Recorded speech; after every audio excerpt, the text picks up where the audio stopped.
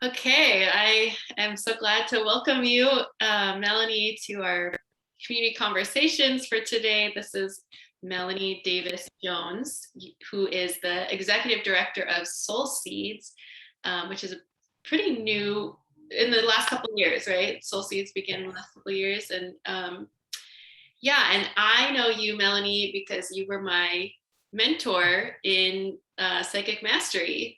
So I think it was Yes. about 4 years ago, and you had um, been assigned to me to be like a peer mentor or someone who's gone through the program already. And I was so grateful to have you as my mentor. That was a really hard year for me. Oh, hard year for us all in Yeah. varying ways, but to go through that is amazing. And I have to say, I was completely taken by, one of the things we did together was that trance, and you talked about the colors, and it's like, gee, and I'm clairaudient, so I don't hear. I'm like, that is super cool. And then you do readings and you sing. I'm like, wow, what have I done with my life? Well, you've done so much, and I'm excited to hear about that today. But yeah, thank you for that. It was a joy to grow with you that year, and Beautiful. yeah, be in community with you since then. So For me too. thanks. Yeah. Yeah. So would you like to share a little bit more about who you are and what you're doing, what you are doing with your life right now? Sure. Let's see. I grew up in New York. My father was a psychologist and my mother was a dietitian. So I always say that I grew up in this household of, sound mind, sound body, where, we had 3 meals a day. My father would ask how I was feeling, which is super cool. And I didn't realize that was out of the ordinary Yeah. until probably I went to college. It was like, no, everybody doesn't eat 3 meals a day, But I really did, my parents were very involved in community support, let's say it that way, very active they were both active in Black fraternities and sororities. So we were always at readathons, or my mother also was a consultant dietitian at a nursing home. So my sister and I would go and dye Easter eggs or read to the residents. So I always sort of had that part of my life. I moved to North Carolina because I went to Duke. I fell in love with the weather and lived there for, well, I'll shorten it because I'm sort of older, so I would have a long time if I talked all about my background, but I talk about it mainly because I loved North Carolina and loved the weather, loved the vibe. And, I have a background, I'm a brand strategist and a marketing person, strategic communications by discipline. I worked with big brands, big agencies, and I did some volunteer work for a long time, 15 years with a grassroots organization that supported people with HIV/AIDS. And we saw them once a month, and we hot meals and groceries and clothing and household items, and mostly just love. And I thought, what am I doing with my life? And I switched from, sort of the big brand, big corporate sort of career path to nonprofits. It's like, if I'm going to work this hard, I want to do something that truly matters for my heart. So I did that for a good amount of time. I won't go into it. But I mentioned North Carolina because I now live in Tacoma, because that was a following of my heart also. I was on the board of Soul Seeds, and when we did our first visioning session, I still lived in North Carolina, and all of them were like, "You're going to live in Tacoma. You're going to come and lead us." I'm like, do you know something I don't know? So clearly, pretty powerful manifestors were sitting around that table that day, because I really did feel, and part of it was when I have identical twin sons. One of my sons moved to Los Angeles, and I was like, well, okay, maybe. But anyway, that truly became, the calling of my heart. Soul Seeds has very much, and grounded me in the kind of work that we do. The mission is about helping people find their innate wisdom and capacity for love. And that's how we are bringing healing forward. And we specifically, it is designed specifically for historically excluded communities. So we're looking at, youth who are homeless. You connected us with the Rainbow Center, and so we're going to do some work with them, yes, with their staff. So, I'm excited about it because these tools, as you referenced, are very powerful. And just to have people, connect with their inner light is such a powerful thing. And it's a powerful, I don't want to say gift, because it's not me to them. It's that you are like, you're discovering a part of yourself. Mm-hmm. That's how I felt when I was going through it. And I feel so that it's such an imperative now, especially with the mental health crisis that's just ballooning with the pandemic, that this is such a vital service for our community. Yeah. That's so awesome. Yeah, I mean, it's been really cool to see it, see the little sprouts and the little roots spread, and you're doing it. It's really cool. Yeah. Let's see.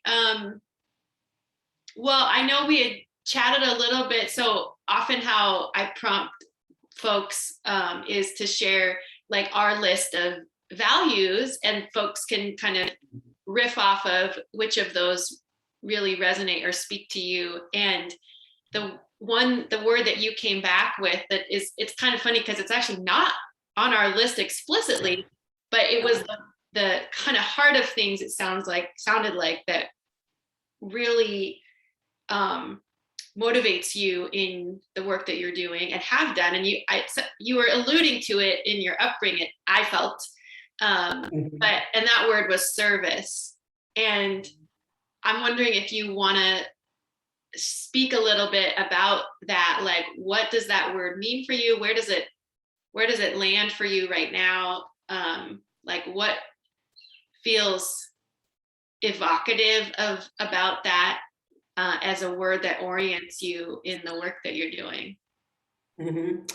I think I started with my upbringing because it was always a part, it was a thread of the community that I was in. It was a thread of my family. So I really became pretty intentional, as I said, in my professional career, to be able to do more of that.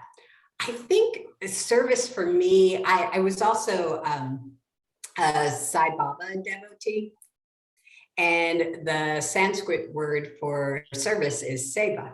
You probably know that. But that, just hearing that word, that was for your audience, not for you, Kate. It's like, do I know what seva is?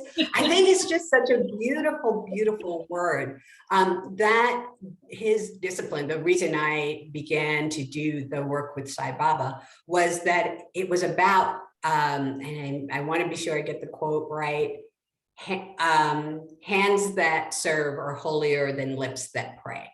And so this sense of unity, love all, serve all, was just had such resonance with me. It resonated in my heart, but I would also say it resonated in my, my chakra, my first chakra of just, how do we come together? How are we not seeing each other as human beings?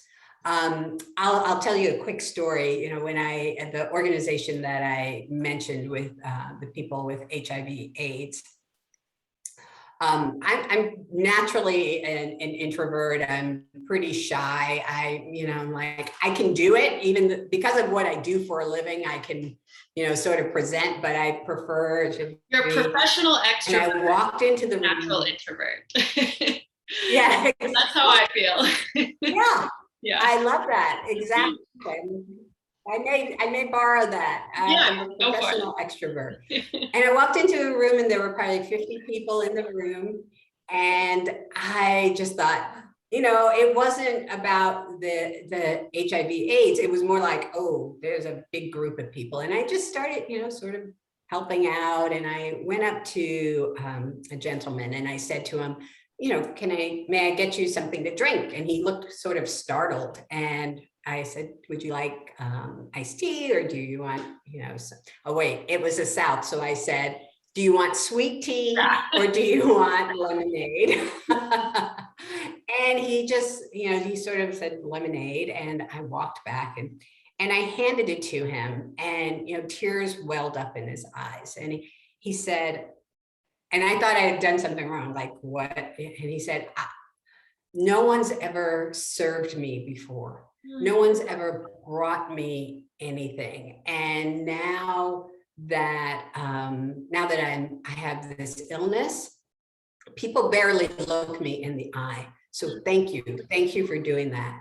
And I thought, this, in my mind, the simplest of gestures was monumental for him. And I don't say that from an ego standpoint. I say that from it made me say, I can do this. I can do this, because it is that sense of humanity. It is that sense of shared humanity that's the thing that drives me. That's the thing that drives me with Soul Seeds too. Just that shared humanity. I believe we're not going to get out of the world state that we're in if we just are still only about ourselves. It has to be bigger than that. And that's what service feels like to me. And in fact, Soul Seeds, our sort of tagline, I hate that term, but tagline is healing with humanity. And it is that two-pronged idea of healing with compassion, but it's also that healing with the broader collective, that it will take all of us to shift things for everyone. So Yeah, did that answer your question? absolutely. I hope. Okay. Totally does. And I'm noticing a question arise in me that maybe will be a little, like, put a little challenge out there or something. And just wondering if I'll ask it and you can decide how you want to answer. But okay. it's not a like an objection at all. It's more like something that I've reflected on for the sanctuary and for, I don't know, like being involved in my community, is this distinction between like service and charity, or like service and rest, like particularly white saviorism. And I'm wondering how you navigate that, or like what does that evoke for you? And like I think there is definitely a distinction, and I can feel you making that distinction, and I'm wondering how you roll with that. Yeah, well, because I'm a strategic communications person, I've had to grapple with that for a while, I will say. I'm very intentional about never using the word charity, because that's not what it is. I hesitate in the word, serve, because I don't think it's an us against them. But I think that, to me, the word service and serve is about connecting. It's not about, oh, I have something that you don't. I feel like it's holding a space for someone. And yes, sometimes that space is resources. I do think being intentional about not assuming what people want, need, is a big piece of that service. So, that in my story, I asked him what he wanted. It was just about, to me, it was about being inclusive. I didn't just hand him something. And I would say with Soul Seeds, we're being very intentional about that too. So we're talking with the staff, we're doing twice a month meditations at the Hype Center, which is for youth who are homeless. And, we went in thinking, okay, well, we had a bit of a plan, but talk about way interested in, and it was so gratifying to see them just sort of light up and want to talk about intuition or want to talk about what color, and I think that's the distinction. I think people can go in, I have sat in way too many board meetings where I have, big funders and philanthropists saying, it's the haves and have-nots, and I'm gonna, we're gonna fix this, and we try, and it's like, no, no, give us your money, but listen to what they say they need, and then respond, and don't go away. That's the other thing, don't do what, be committed to it. Yeah. Be committed to the work that you want to do with the communities that you want to work with. So I do try to use that phrase also. We're working together. We're working with them. So, and that's why that sense of healing with humanity, that in concert with the broader community, is about that too. Yes, we all have gifts to share, and those resources are vitally important. But they're even more, useful is not the right word, functional when you're doing it in response to what someone really is articulating that they need and want to grow, thrive, flourish. Yeah. I mean, I think that's also what has been so powerful about like the techniques that we've learned, that you're using, that you're sharing, that it is about remembering the innate ability to connect to the wisdom that is inside us and all around us. Yes. And the experience for me going through that was deeply self-enabling, or deeply finding of my own agency, which is like the opposite of charity, or like the opposite of the hierarchy of haves and have-nots. So yeah, I'm excited about you having that approach and being able to bring that to our community here. Yeah, and I think what we're seeing in the young people, because what I also love about the techniques is that it is very individual. It's not supposed to be the same experience. It's not cookie cutter, like how you experience, not only how you experience the training, but also how you express it now is completely different than the way I do. And that's absolutely fine. We were just at the Hype Center this morning, and we did, sort of bringing in their light, and, you could tell they could feel their energy. They could feel how things were moving. And I haven't felt calm. My energy's, she's a big empath. My energy's all over the place. Apologies. I apologize to her because they said, "Oh, I'm they." And I said, normally I do ask pronouns. I'm sorry, we're old. We were trying to set up the room, and I just sort of automatically said she wants to sit over there. So it's like, I apologize. I was trying to do it right here. My brain doesn't always do it, and I apologize for that. But I'm working on it. They said, I haven't felt calm ever. This is the first time, and it was a 15-minute meditation, maybe.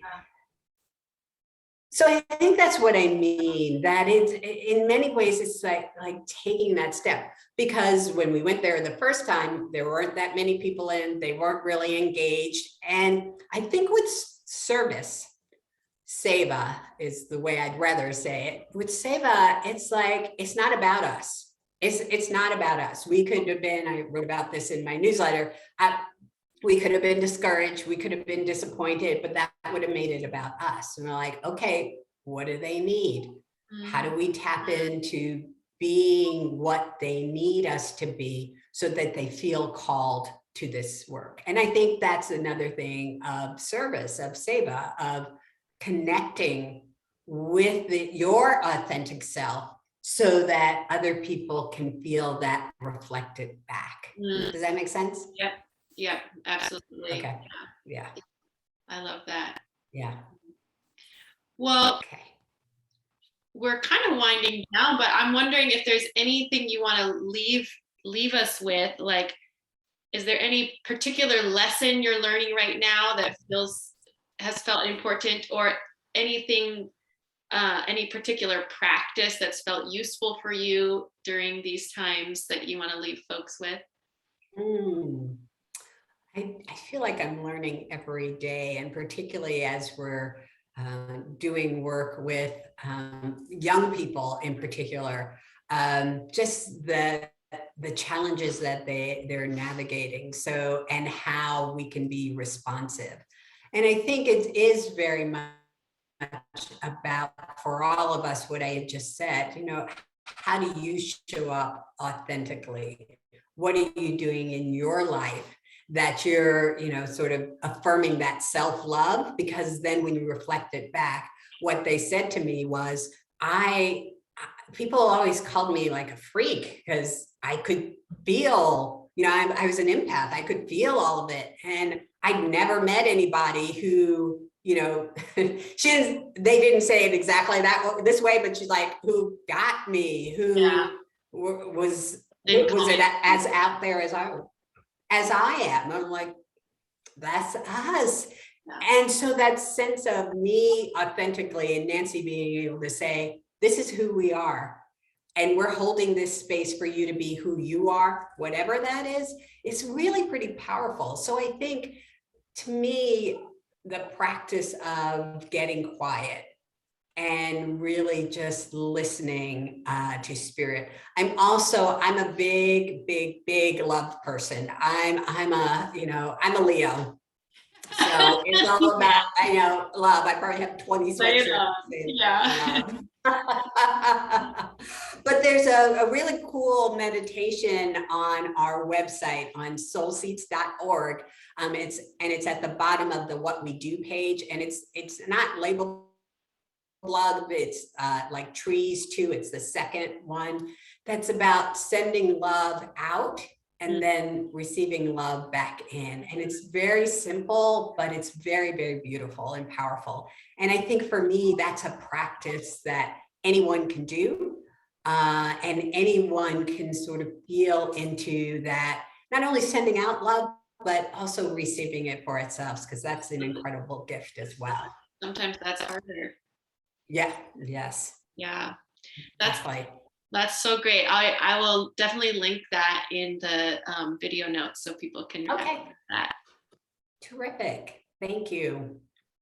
Well, great. Well, Melanie, I'm so grateful for this time to talk with you, and so many blessings for Soul Seeds and all the people that you're in relationship with there. It's so cool.